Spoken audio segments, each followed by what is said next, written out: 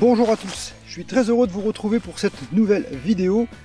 Nous allons parler du DJI Mavic Mini et nous allons parler d'une application qui s'appelle Litchi, qui, vous allez voir, va booster littéralement votre Mavic Mini pour lui apporter des fonctions qui jusqu'à aujourd'hui n'étaient pas possibles, comme par exemple le Follow Me. Effectivement, tout le monde se trouve que cette fonction est manquante au Mavic Mini. Mais avec l'application Litchi, vous allez pouvoir maintenant vous faire suivre par votre drone sans le piloter, tout en automatique. Mais attention quand même, prenez garde. Il faut quand même avoir en mémoire que le Mavic Mini ne dispose pas de détecteur d'obstacles. Donc quand vous allez faire un Follow Me, choisissez quand même un endroit suffisamment dégagé pour ne pas heurter d'obstacles. C'est quand même une règle de base. Vous allez voir, c'est assez bluffant. Aujourd'hui, la météo est parfaite. Il n'y a pas du tout de vent. Le ciel est relativement beau. Il fait même du soleil. Il fait un petit peu frais, mais il y a quand même du soleil. On est bien. Donc, pour ce faire, il suffit simplement donc de démarrer l'application.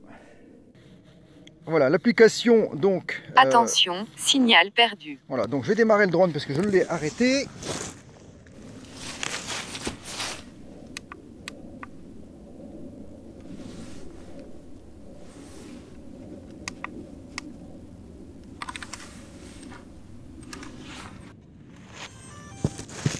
Voilà, j'ai la commande en main, l'application est démarrée. Pour faire un Follow Me avec l'application, alors il y a plein de fonctions dans cette application, je vous montrerai comment on peut rentrer dans tous les programmes. C'est vraiment assez complet, beaucoup plus complet que l'application DJI Fly. Le seul souci, c'est qu'il va vous en coûter une trentaine d'euros. Moi j'ai eu la chance de l'acheter pendant le Black Friday et j'ai réussi à avoir une petite ristourne, je l'ai payé 17 euros. C'est quand même intéressant. Donc le Follow Me, c'est simple, je suis déjà dessus. Je vais aller dans les paramètres du Follow Me ici pour voir ce que j'ai choisi. Donc dans les paramètres ici, j'ai choisi, alors je ne vois pas bien avec la lumière du soleil, je vais me tourner. J'ai choisi donc l'altitude 20 mètres, la distance 23 mètres. Et un angle, n'importe lequel, peu importe. Bon, pour l'instant, je l'ai mis comme ça, on pourra le modifier après en cours de vol. Le contrôle de la nacelle automatique, comme ça permettra d'avoir toujours le sujet de pris en compte. Je vais descendre un petit peu ça, voilà, à 1 mètre. Je vais faire démarrer, rayon 4 mètres, précision. Allez, c'est parti, démarrer.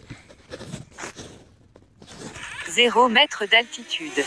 2 mètres de distance. 95% de batterie. 0 mètre d'altitude. 1 mètre de distance. 94% de batterie.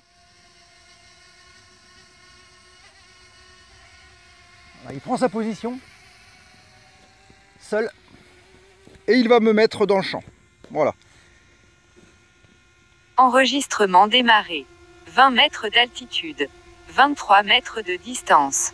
92% de batterie. Donc voilà, je suis dans le champ de l'appareil. Normalement, si je me déplace, je devrais rester à l'écran. Je me déplace à la vitesse d'un piéton pour l'instant, histoire de voir. Je 20 mètres d'altitude. 24 mètres de distance. 91% de batterie. Alors, ce qu'il faut savoir, c'est que les indications sonores vocales peuvent être neutralisées. Alors là, pour l'instant, je les ai laissées parce que je ne connais pas encore bien l'application. Donc, ça permet d'avoir 20 mètres d'altitude. 24 mètres de distance. Voilà, 90% de batterie. Alors, si je cours,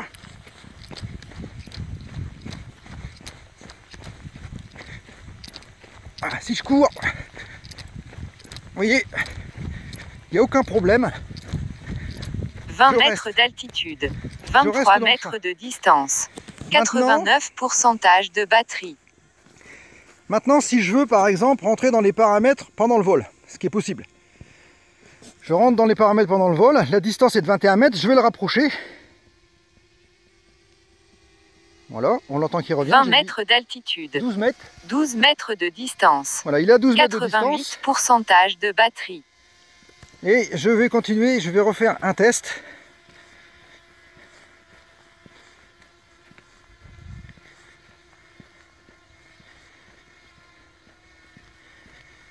Alors, faut savoir que mètres d'altitude. Dans les modes automatisés, 13 mètres de distance. 87% de batterie. Il est toujours en mode P, ce qui lui permet de vous suivre. Je vais essayer maintenant, pour le retour, de baisser l'altitude. 18 mètres d'altitude. 11 mètres de distance. 86% de batterie. Alors là, ça va être plus compliqué pour lui de me suivre. Vous voyez, regardez, je marche normalement. Et là, tout de suite, le temps qu'il réagisse, il y a un temps de latence qui va... il a quand même un petit retard sur... 8 sur le mètres d'altitude. Mais je suis quand mètres même de toujours distance. 84% de batterie. Donc maintenant, on va essayer de le mettre. On va changer d'angle. On va le mettre complètement devant moi, à très basse altitude. Donc pour ça, on va aller dans l'orientation. 9 mètres d'altitude. 10 mètres de distance. 83% de batterie. C'est pas tout à fait bon. J'aurais voulu le mettre un petit peu plus par ici. Voilà. Encore un petit peu. 8 mètres d'altitude. Voilà. 11 mètres de distance. Maintenant, il est face à moi. 82% de batterie. Je vais donc le faire descendre.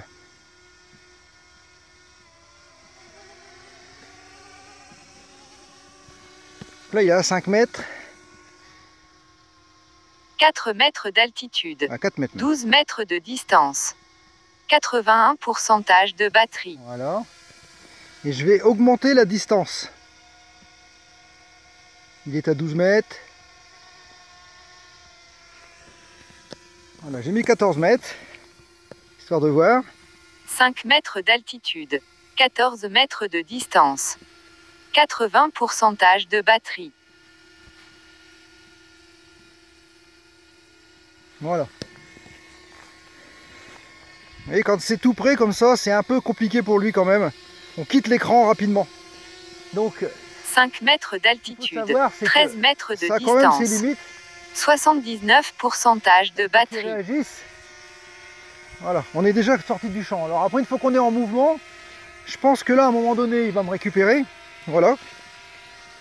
Donc il faudra utiliser, il ne faut pas hésiter à avoir un endroit bien dégagé 12 et mètres récupérer de le plan distance, qui vous intéresse. 78% de batterie. Donc ça fonctionne.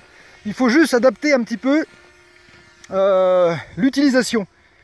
Et quand je vais repartir dans l'autre sens, il va avoir tendance à me quitter. Même pas. Et là, si je me mets à courir... 5 mètres d'altitude, 19 mètres de distance, 76% de batterie. Ça reste quand même vraiment très pratique. Voilà, bon, je pense que la démonstration est payante. Je pense que 5 mètres d'altitude, je pense que vous avez 15 compris le mètres principe. de distance, Il faut savoir quand même encore 75% de batterie. Il faut savoir encore une chose, c'est que quand même, quand vous allez utiliser l'application Litchi, faites attention quand même, surtout si votre appareil est garanti, parce que ça pourrait complètement annuler votre garantie 4 en cas de mètres crash. d'altitude, 14 mètres de distance, 74% de batterie. Bon, ça c'est énervant, il va falloir que je rentre dans les paramètres pour supprimer ça, parce que à un moment donné, c'est fatigant. C'est-à-dire que les contrôles vocaux... 4 mètres d'altitude, général. 15 mètres de distance, 73% de batterie. Alors, contrôle caméra, c'est ici, mais c'est pas là. Voix, c'est ici. activer la voix et je vais désactiver la voix, comme ça on sera plus tranquille. Parce que j'avais mis 20 secondes, hein, donc toutes les 20 secondes il me donnait les stats. Après vous allez pouvoir aller dans les paramètres vous-même, régler, il y a plein de fonctions. C'est très facile, c'est très intuitif.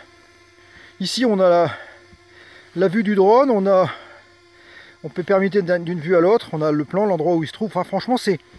Voilà, on peut dézoomer un petit peu ici. Voilà, pour voir l'endroit où je me trouve.